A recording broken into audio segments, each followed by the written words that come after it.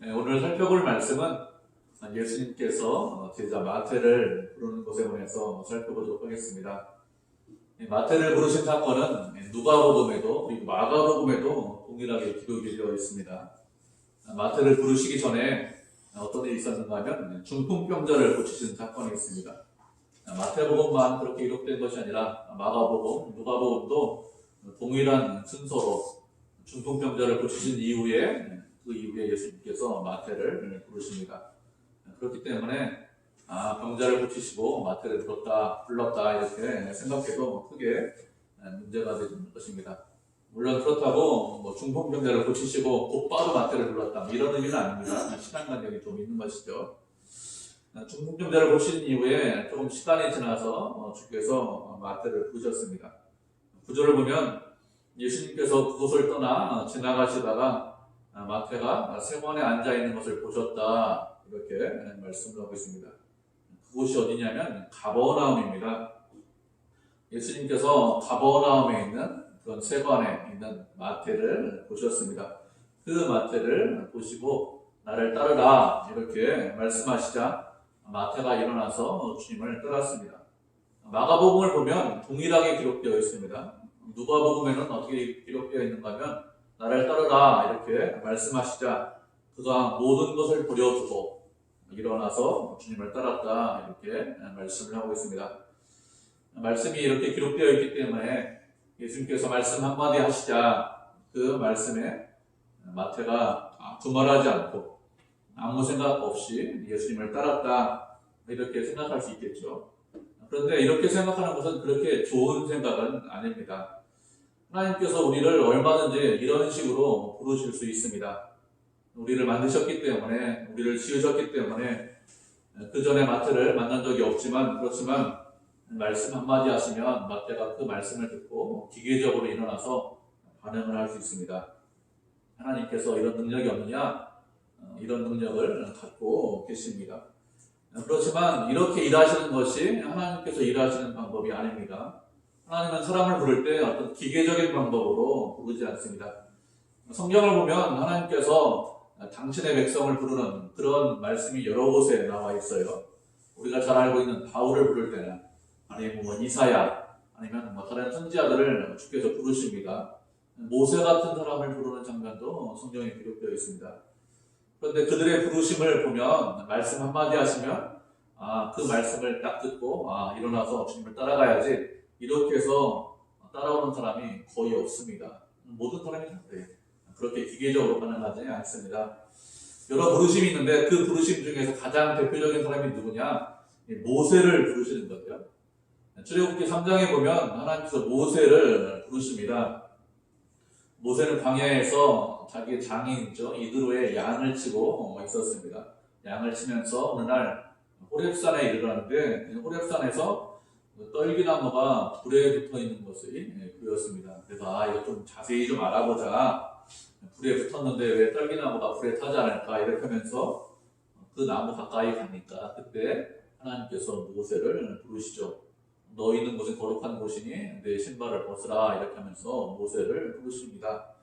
이렇게 모세를 부르셔서 당신의 백성 이스라엘 백성들을 구원해라 이렇게 말씀하셨는데 출애굽시켜라 이렇게 말씀하셨는데 모세가 어떻게 반응합니까? 모세의 반응은 의외예요. 저는 못하겠습니다. 저는 둔합니다. 입술이 둔하고 그리고 또 백성들이 제 말을 믿지 않을 것입니다. 하나님 당신의 이름이 무엇이죠? 이름을 좀 알려주십시오. 이렇게 하면서 못하겠다고 거절하죠. 이렇게 하자 하나님께서 어떻게 하십니까? 이렇게 하자 하나님께서 모세를 설득하십니다. 강제로 억지로 그에게 어떤 일을 맡기시는 것이 아닙니다. 못한다고 못하겠다고 능력이 없다고 하자 그를 먼저 설득하십니다. 그래서 당신의 뜻을 하나님의 뜻을 이해할 수 있도록 하시고 그리고 그 이후에 일을 하시고 출애굽하도록 하십니다. 하나님께서 억지로 강제로 그에게 어떤 일을 맡기시거나 그를 부르시지 않습니다. 우리를 부르실 때도 마찬가지예요. 그 사람을 부르는 것에 대해서 먼저 이해할 수 있도록 하십니다. 그 사람이 하나님에 대한 믿음이 없습니다. 그럼 어떻게 할까요? 먼저 믿음을 주십니다. 하나님을 믿는 믿음은 있습니다. 그런데 능력이 없다 이런 마음이 들면 어떻게 합니까? 주께서 동행하시고 함께 하신다는 것을 깨닫게 하십니다. 그래서 그가 하나님께서 부르셨다는 것이 무엇인지 이해하도록 하시죠. 그렇게 먼저 이해하도록 하시는 이유가 무엇일까요? 그것은 우리가 인격적인 존재이기 때문에 그렇습니다. 하나님께서 우리를 창조하실 때 지성과 감정과 의지를 주셨습니다. 로봇과 같은 그런 기계적인 존재로 우리를 창조하신 것이 아니라 인격을 가진 존재로 창조하셨습니다. 그래서 우리를 대우할 때도 기계적인 존재로 우리를 대우하는 것이 아니라 인격을 가진 존재로 우리를 대우하십니다. 그래서 마태를 부르실 때도 그냥 말씀 한마디 하시니까 마태가 그냥 따라왔다 이렇게 생각하면 안 되겠죠. 그 전에 얼굴을 한 번도 안 봤습니다.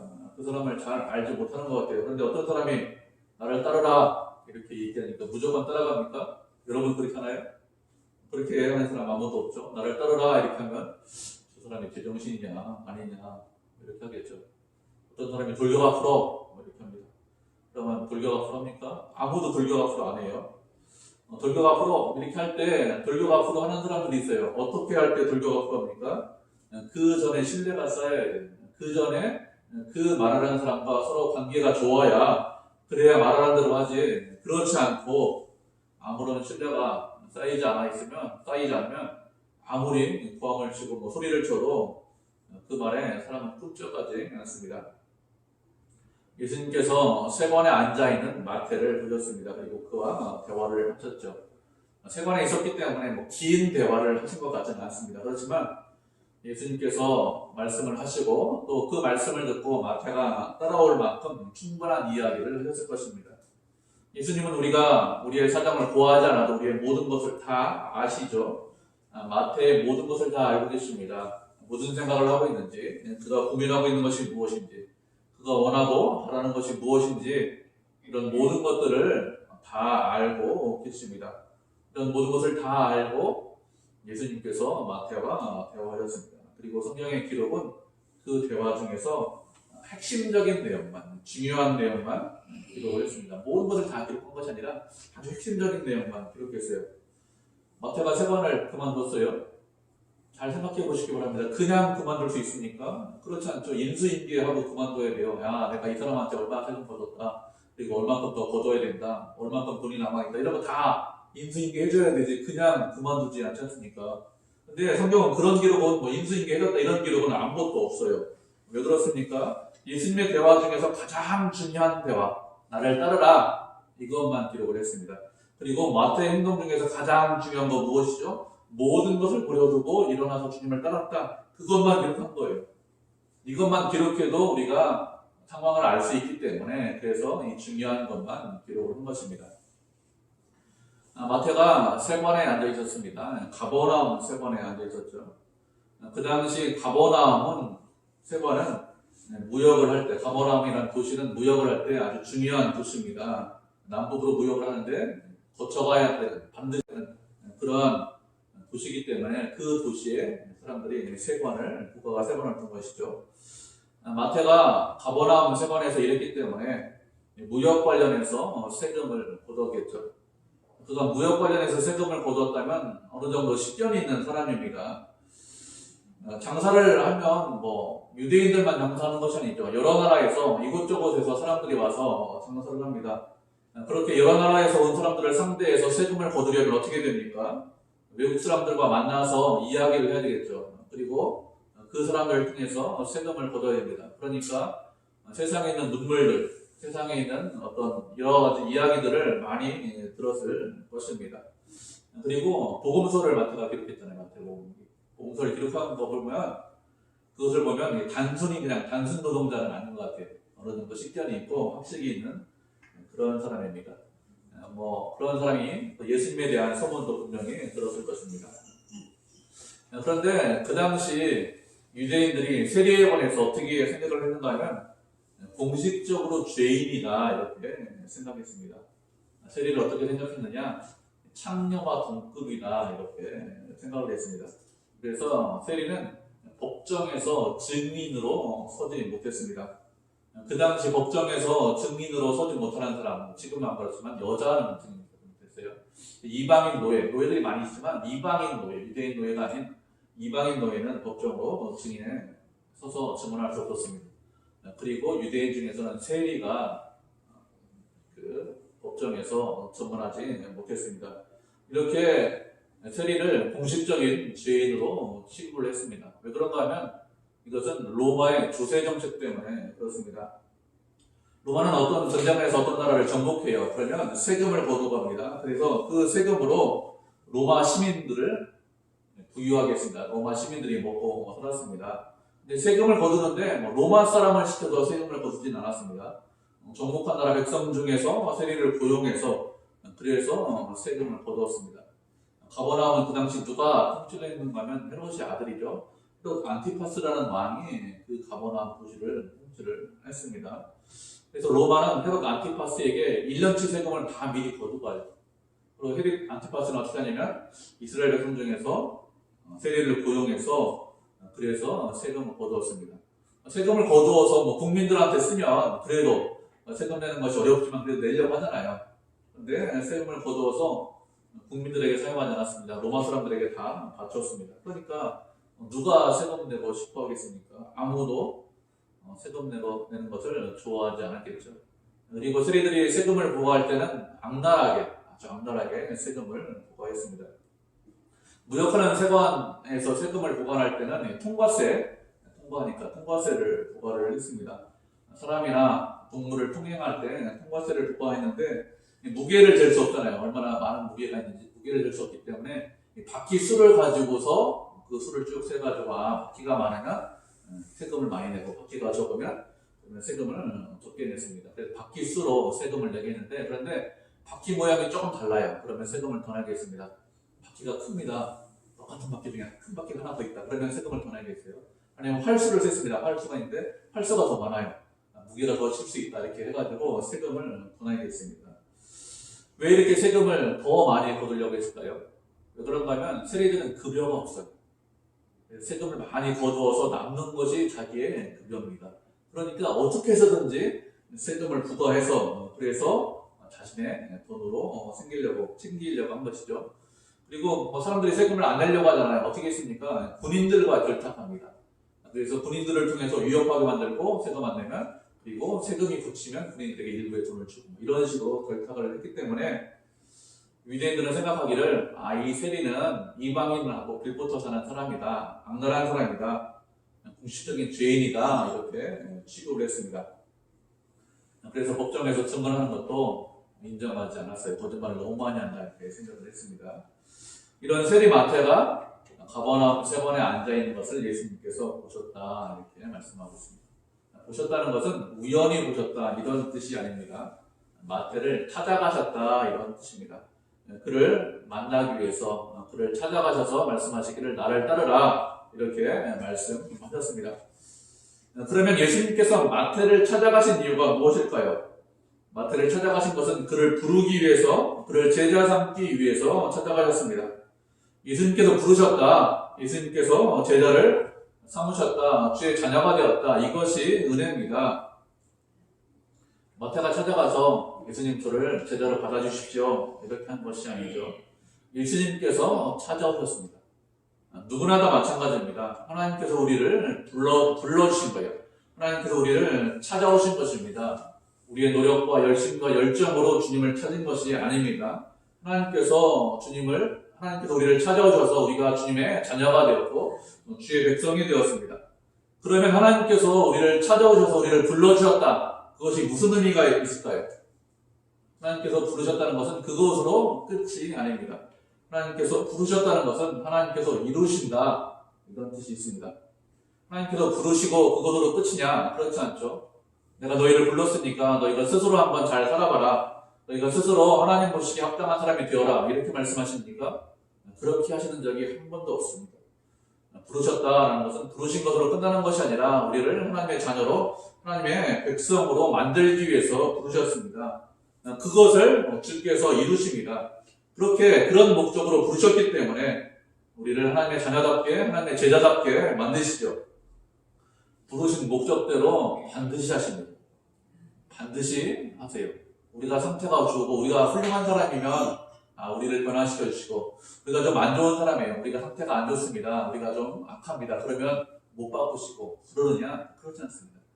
불렀다, 하나님께서 부르셨다는 것은 무엇입니까? 책임지고 우리를 변화시켜 주시고 책임지고 우리의 인생을 이끌어 가신다, 이런 뜻입니다. 그렇기 때문에 하나님께서 우리를 불러주셨다, 우리를 찾아오셨다, 우리가 당신의 자녀가 되었다, 그것이 은혜입니다. 여러분, 마태를 보시기 바랍니다. 예수님께서 마태를 부르시지 않았다면 마태가 어떻게 살았을까요? 세관에 앉아서 세금 거두는 사람으로 인생을 살았을 것입니다. 세리이기 때문에 세상에서 잘 먹고 잘 살았을 것입니다. 먹고 사는데 별 문제 없죠. 세상 사람들에게 손가락질 좀 받지만, 그렇지만 세리로 살면 편안하게 살 수 있습니다.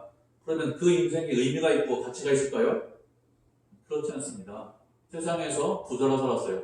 세상에서 훌륭한 일을 많이 했습니다. 그렇지만 그가 예수님을 알지 못합니다. 예수님을 만나지 못했습니다. 그러면 그 인생은 아무런 의미가 없고 아무런 가치가 없습니다. 예수님을 모르는 인생, 그 인생은 쓸모없는 인생이죠. 예수님을 만났을 때 인생에 의미가 있습니다. 가치가 있습니다. 예수님을 만났기 때문에 내가 이 땅에 왜 존재하는지, 왜 살아야 하는지 그것에 대해서 알 수 있습니다. 그럼 마태가 사도입니다. 세관에 앉아있는 것하고 사도로 예수님 따라다니고 말씀에 순종하고 복음서를 기록하고 그리고 복음을 전하는 것, 이것 중에서 어떤 것이 훨씬 더 의미 있고 가치가 있습니까? 당연히 사도가 되는 것이 의미가 있고 가치가 있는 인생이죠. 왜 사도가 되는 것이 의미가 있고 가치가 있습니까? 왜 그런가 하면 마태를 그런 사도로 만들기 위해서 불렀기 때문에 그렇습니다. 그를 이 땅에 보내주셨기 때문에 그렇습니다. 그렇기 때문에 의미가 있고 가치가 있는 거예요. 우리가 예수님을 알지 못하면, 예수님을 만나지 못하면 왜 사는지 알지 못합니다. 그래서 인생을 의미 없게 삽니다. 왜 사는지 알지 못하기 때문에 인생을 낭비하고 허비합니다. 그런 인생은 아무런 의미가 없는 인생이죠. 우리가 말씀 한 구절 보도록 하겠습니다. 에베소서 2장 10절 말씀 우리 한 구절 보도록 하죠. 에베소서 2장 10절입니다.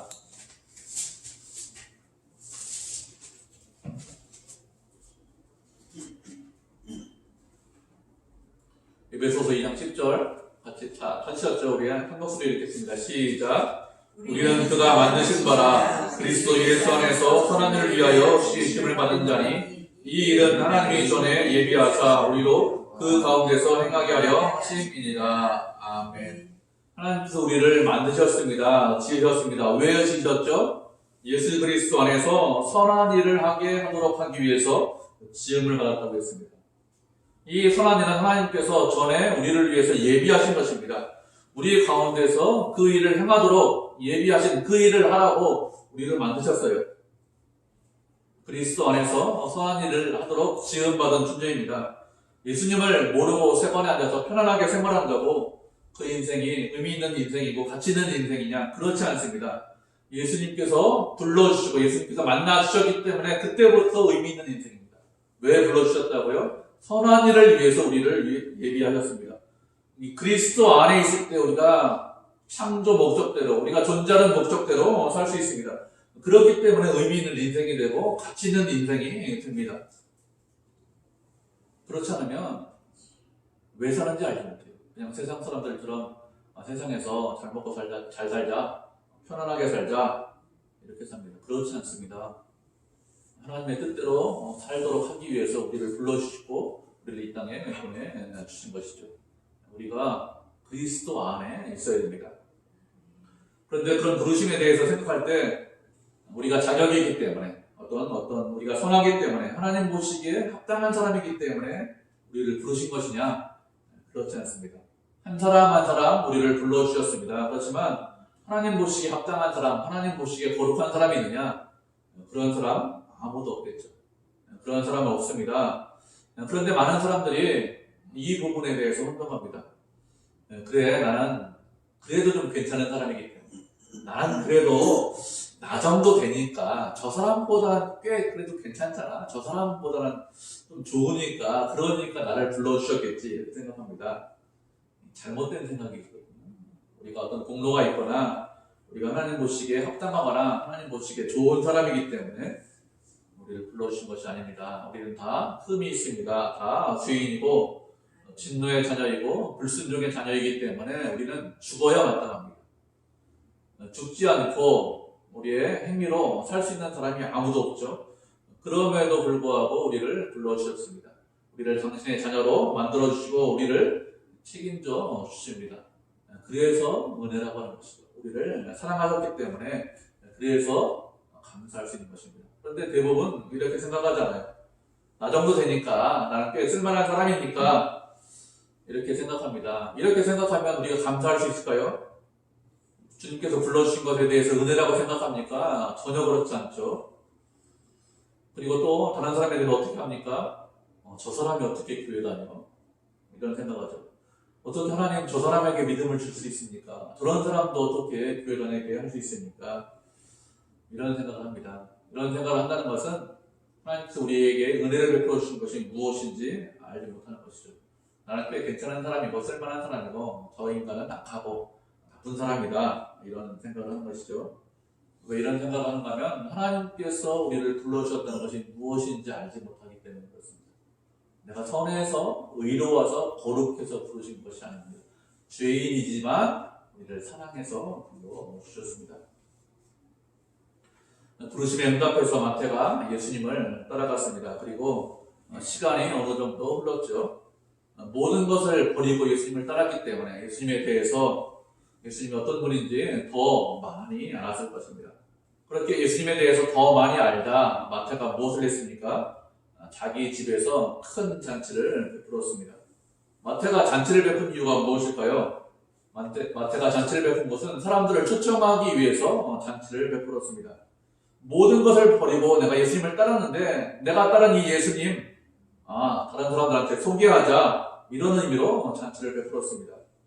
이것을 보면 마태가 어느 정도의 사람인지, 어떤 인격을 가진 사람인지 우리가 미루어서 짐작할 수 있습니다. 마태는 본인이 진리를 깨닫는 것으로 끝나지 않았습니다. 자신이 깨달은 진리, 자신이 만난 예수님에 대해서 어떻게 했습니까? 주변 사람들에게 소개하고 있어요. 내가 안 예수님을 내가 안 것으로만 끝나는 것이 아니라 이것을 내가 주변 사람들에게 전해야겠다, 이런 마음을 갖고 있었습니다. 이것을 보면 마태가 어떤 인격을 가지고 있는지 어느 정도 짐작할 수 있습니다. 마태가 큰 잔치를 베풀었습니다. 주변에 있는 사람들을 초청했겠죠. 동네 사람들을 초청했을 것입니다. 설마 세리하고 죄인만 초청했을까요? 그렇진 않았겠죠. 주변 사람들을 다 와라, 다 초청했습니다. 근데 실제로 온 사람은 누가 왔습니까? 세리와 죄인들만 왔습니다. 그들이 예수님과 함께 음식을 같이 먹었습니다. 그 당시 음식을 같이 먹는다는 것은 그들과 친구다, 그들과 교류하고 교제한다, 이런 뜻입니다. 같은 부류다, 이런 의미이기 때문에 음식을 같이 먹었습니다. 지금은 그렇지 않죠. 지금은 식당에 가면 같은 식당 안에서 옆에 다른 사람이 앉아있어도 음식 먹는 거 크게 개의치 않습니다. 얼마든지 음식 먹을 수 있겠죠. 그렇지만 그 당시는 그렇잖아요. 옆에서 같이 음식을 먹는다? 저 사람은 저 사람하고 같은 부류야, 끼리끼리 모이는 거야, 이렇게 생각을 했습니다. 예수님께서 죄인들과 음식을 잡수시자 이것을 보고 바리새인들이 그것을 봤습니다. 그러면서 말하기를, 너희 선생님은 어찌해서 세리와 죄인들과 음식을 먹느냐, 이렇게 제자들에게 물었죠. 바리새인들이 이런 질문을 하는 것은 죄인들과 세리들과 같이 음식 먹는다는 것은 그들은 상상도 하지 못할 일이기 때문에 그렇습니다. 바리새인들은 어떻게 했느냐, 시장에 갔다 오면 손을 씻었어요. 위생적인 문제로 이렇게 손을 씻은 것이 아닙니다. 지금 우리가 위생적인 문제로 코로나 때문에 손 씻는데, 그렇지 않고 제의적인 문제로 손을 씻었습니다. 그런가 하면 혹시 나도 모르는 사이에 부정한 사람과 접촉할 수 있다, 그렇게 부정한 사람과 접촉하면 나도 부정한 사람이 될 수 있어, 그래서 손을 씻었습니다. 그런데 예수님은 어떻게 하십니까? 그냥 단순히 접촉하는 것을 넘어서 그들과 같이 음식을 잡수시고 있습니다. 그렇기 때문에 어떻게 그럴 수 있냐, 어떻게 죄인인데 같이 음식 먹냐, 어떻게 같은 부류냐, 이렇게 말을 하는 것이죠. 예수님께서 바리새인들이 하는 말을 들었습니다. 그리고 무엇이라고 하십니까? 본문 12절 말씀, 13절 말씀 같이 읽어보도록 하겠습니다. 본문 12절, 13절 같이 읽겠습니다. 시작. 예수께서 들으시고 이르시되, 건강한 자에게는 의사가 쓸데없고 병든 자에게라야 쓸데있느니라. 너희는 가서 내가 공문을 하고 제사를 원하지 아니하는 바 하신 뜻이 무엇인지 배우라. 나는 의인을 부르러 온 것이 아니요 죄인을 부르러 왔노라 하시니라. 아멘. 건강한 자에게 의사가 쓸데없고 병든 자에게 의사가 쓸데있다 이렇게 말씀하셨습니다. 이 말씀은 누구나 아는 말씀이죠. 세상에 의사가 있는 이유가 무엇입니까? 세상에 의사가 필요한 이유는 병을 고치기 위해서 환자가 있기 때문에 그래서 의사가 필요한 것입니다. 모든 사람이 다 건강해요. 아픈 사람이 아무도 없습니다. 그러면 의사라는 직업이 있을 이유가 전혀 없습니다. 이 말씀을 하시면서 예수님께서 바리새인들에게 배우라, 우리에게 배우라 이렇게 말씀하셨습니다. 무엇을 배우라고 하셨습니까? 긍휼을 원하고 제사를 원하지 아니한다는 뜻이 무슨 뜻인지 그것을 배우라고 했습니다. 이 말씀, 제사를 원하지 아니하고 긍휼을 원하신다는 이 말씀은 어디에 기록되어 있는가 하면 호세아 6장 6절에 기록되어 있습니다. 호세아 6장 6절을 보면 이렇게 말씀을 하고 있습니다. 나는 인애를 원하고 제사를 원하지 아니하며 번제보다 하나님 아는 것을 원하노라 이렇게 말씀을 하셨습니다. 이 말씀을 인용을 하신 것입니다. 하나님께서 이스라엘 백성들에게 말씀하셨습니다. 당신께서 원하시는 것이 무엇이냐? 예배를 드리는 것보다, 지금처럼 우리 예배 드리는데 예배를 드리는 것보다 무엇을 원하신다고요? 인애를 원한다 이렇게 말씀하셨습니다. 인애라는 것이 무엇이냐? 히브리 말로 헤세드라는 것입니다. 헤세드라는 것, 인애라는 것이 무엇이냐? 그럴 의무가 없습니다. 그럼에도 불구하고 그 사람을 불쌍히 여겨서 충성하는 것, 그것이 인애입니다. 예를 들면 이런 거예요. 충성을 한다, 열심을 낸다 이런 것은 종이 주인에게 열심을 내고 충성합니다. 마땅히 그렇게 되어 있죠. 신하가 왕에게 충성합니다. 그것은 당연한 것입니다. 그것을 인애라고 생각하지 않아요. 거꾸로입니다. 왕이 신하한테 충성해요. 주인이 종에게 충성합니다. 근데 그런 경우는 없어요. 그런데 그렇게 하는 것을 인애라고 합니다. 그가 불쌍하기 때문에, 그가 가련하기 때문에 불쌍히 여깁니다. 그것은 인애가 아닙니다. 당연히 불쌍한 사람을 불쌍히 보는 것은 당연한 거예요. 인애라는 것은 불쌍히 여길 의무가 없습니다. 그를 가련히 볼 의무가 없습니다. 그럼에도 불구하고 그를 불쌍히 여기는 것입니다. 그에게 충성하는 거예요. 그에게 은혜를 베푸는 것입니다. 그것이 인애입니다. 구약 성경에서 가장 대표적인 사람이 있어요. 누가 있을까요? 룻기에 나오는 룻입니다. 룻은 자신의 시어머니 나오미를 불쌍히 여길 이유가 전혀 없습니다. 남편이 죽었어요. 그럼 어떻게 됩니까? 고향으로 돌아가서 다시 결혼해서 살면 됩니다. 그렇게 해도 크게 문제가 있느냐? 아무런 문제가 없습니다. 그런데 그렇게 하지 않았어요. 시어머니를 불쌍히 여겼습니다. 그래서 시어머니와 함께 살겠다고 했어요. 그럴 의무가 있느냐? 그럴 의무가 없습니다. 그렇게 할 이유가 있느냐? 그럴 이유도 없습니다. 그렇게 하지 않아도 크게 문제가 되지 않습니다. 그런데 그렇게 했습니다. 이렇게 하는 것이 무엇이라고요? 이것이 인애입니다. 호세아 시대에 이스라엘 백성들은 열심히 제사를 드렸습니다. 예배 드리는데 우리처럼 열심을 냈습니다. 왜 열심을 냈을까요? 이것이 자신들의 의무다 이렇게 생각을 했습니다. 하나님을 사랑하기 때문에, 아니면 하나님을 믿고 의지하려고 예배를 드린 것이 아닙니다. 그래서 내 의무다 생각해서 열심히 예배 드리고, 그리고 어떻게 했습니까? 세상에 나가서 내가 하고 싶은 대로, 내 원대로 살았습니다. 하나님께서 제사를 드리라고 한 이유가 무엇일까요? 당신을 사랑하고 당신을 경외하라고 제사를 드리라고 했습니다. 그런데 이스라엘 백성들은 왜 예배를 드려야 되는지, 왜 제사를 드려야 되는지 그것을 깨닫지 못했습니다. 그냥 의무다 이렇게 생각했습니다. 그래서 무엇이라고 말씀하셨습니까? 제사를 드리는 것보다 하나님을 알기를 원한다 이렇게 말씀하셨습니다. 하나님이 어떤 분인지 알아야, 그래야 왜 제사를 드리는지 알 수 있습니다. 하나님이 어떤 분인지 알아야 그래야 하나님의 뜻대로 살 수 있습니다. 하나님이 어떤 분인지 알면 어떻게 살죠? 세상에서 인애를 베풀면서 삽니다. 하나님을 아는 사람은 반드시 그렇게 살아요. 여러분, 반드시 그렇게 삽니다. 왜 그런가 하면 그 사람이 은혜를 받았기 때문에 그렇습니다. 그럴 이유도 없습니다. 그럴 필요도 없습니다. 그렇지만 하나님을 알기 때문에 다른 사람에게 인애를 베풉니다. 그래서 하나님을 알라고 하시는 것입니다. 예수님께서 이 땅에 오신 이유가 무엇이죠? 의인을 부르기 위해서 이 땅에 오신 것이 아닙니다. 죄인을 부르기 위해서 이 땅에 오셨습니다. 예수님께서 이 땅에 오신 이유가 무엇입니까? 세상을 심판하기 위해서, 세상을 멸망시키기 위해서 이 땅에 오신 것이 아니에요. 세상을 구원하기 위해서 이 땅에 오셨습니다. 우리를 구원하기 위해서 이 땅에 오셨어요. 나를 사랑해서, 우리를 사랑해서 죄인인 나를 사랑해서 이 땅에 오셨습니다.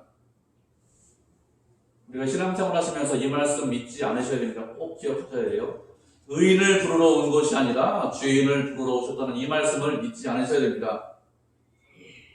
우리가 신앙생활 하면서 이렇게 살 수 있습니다. 어떻게 예수 믿는데 그렇게 살 수 있느냐. 이런 생각이 들 때가 있습니다. 그런데 이렇게 생각하면 안 돼요. 그런 사람이기 때문에, 그런 죄인이기 때문에 예수님이 필요하다.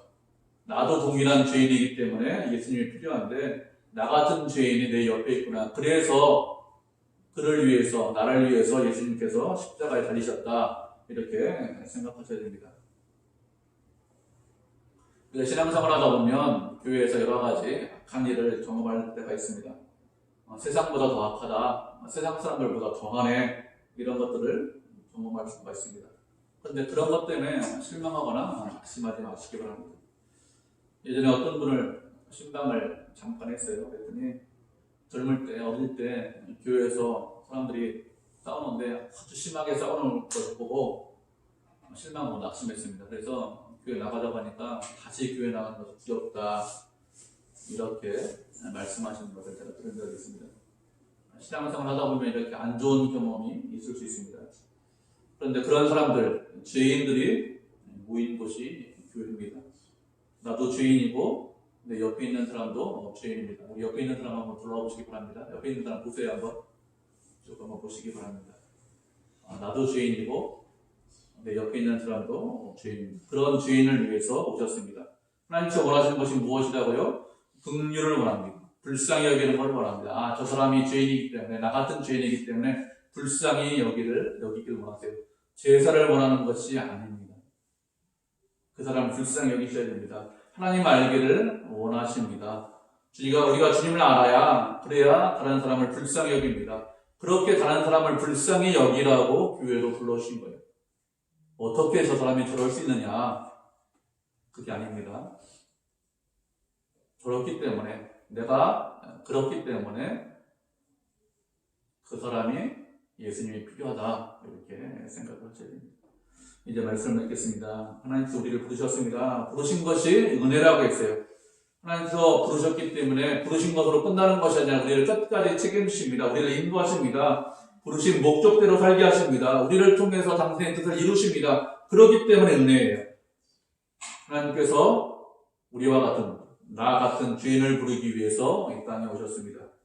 나 같은 죄인을 부르신 주님께 감사하시고, 그리고 그 죄인과 내 옆에 있는 사람도 나와 동일한 죄인이구나. 그렇기 때문에 우리가 어떻게 생각하셔야 돼요? 긍휼을 베푸셔야 됩니다. 하나님께 긍휼을 입었기 때문에 제사가 아니라 긍휼이라고 말씀하셨습니다.